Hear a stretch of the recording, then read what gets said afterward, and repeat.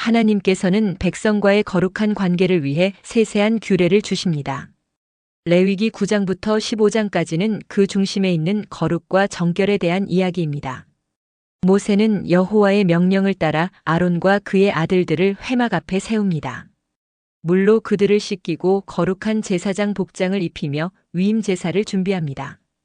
기름을 부어 거룩히 구별한 다음 순양을 잡고 피를 뿌리고 화목제를 드리며 그들을 하나님의 제사장으로 세우는 장면은 하나님의 임재를 위한 철저한 준비 과정이었습니다. 그리고 여호와의 영광이 백성들 앞에 나타납니다. 하늘에서 불이 내려와 제단의 번제물을 사르자 백성들은 두려움과 경외심 속에 엎드립니다.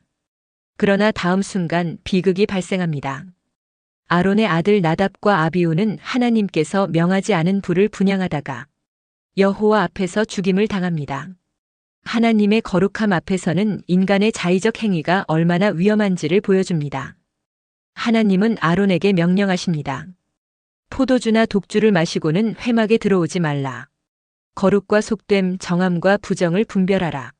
제사장은 단지 제사를 드리는 자가 아니라 백성에게 하나님의 규례를 가르치는 역할도 맡았습니다.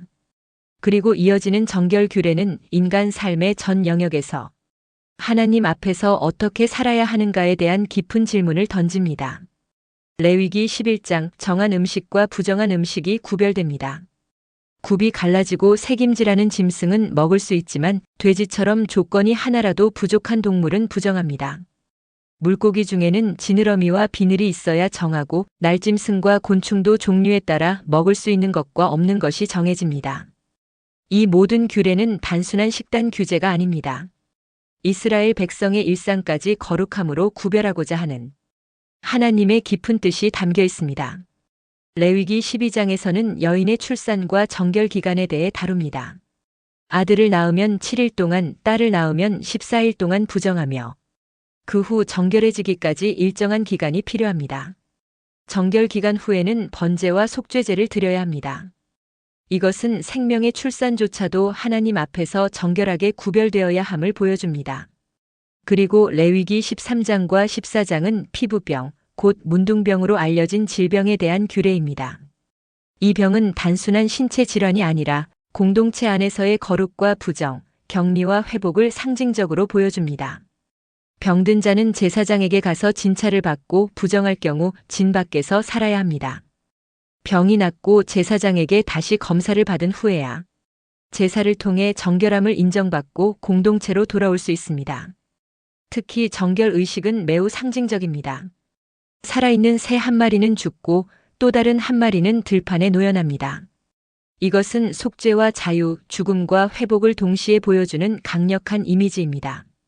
그리고 마지막 레위기 15장에서는 몸에서 유출되는 것들에 대한 정결 규례가 나옵니다. 남자의 고름, 정액, 여인의 월경, 장기적인 출혈 등 육체에서 흘러나오는 것은 모두 부정한 것으로 여겨졌습니다. 이런 부정을 깨끗이 하기 위해서는 씻고 기다리고 제사를 드려야 했습니다. 그 이유는 단 하나, 하나님께서 거룩하시기에 그분의 백성도 거룩해야 하기 때문입니다. 이 모든 규례의 목적은 단순한 금지나 제한이 아닙니다.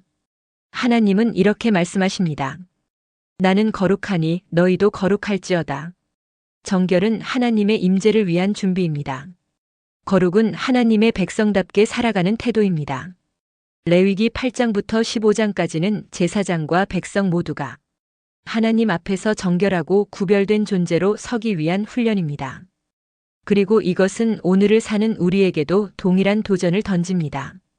우리의 삶은 과연 거룩하신 하나님 앞에서 정결하게 구별되어 있는가? 우리는 날마다 그분 앞에서 정결함을 회복해 가고 있는가? 레위기의 규례는 지나간 시대의 법이 아니라 오늘도 우리를 향한 하나님의 거룩한 초대입니다. 다음 영상에서는 레위기 16장 대제사장이 1년에 단 한 번 지성소에 들어가는 날, 그 거룩하고도 떨리는 대속죄일의 비밀을 살펴보겠습니다. 죄와 거룩 그리고 용서에 대한 하나님의 깊은 메시지, 다음 편에서 꼭 함께 하시기 바랍니다.